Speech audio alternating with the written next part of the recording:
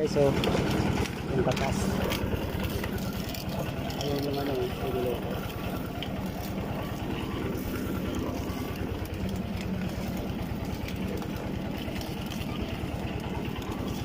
Ito yung inanok sa matubo.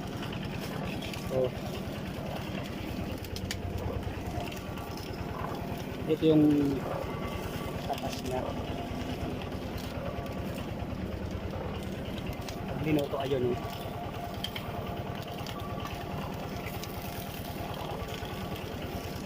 Hindi ako makabuelo kasi ako yung nag-ano dito sa tubo ko. So, kung nakikita nyo guys, ito oh. So, ayan.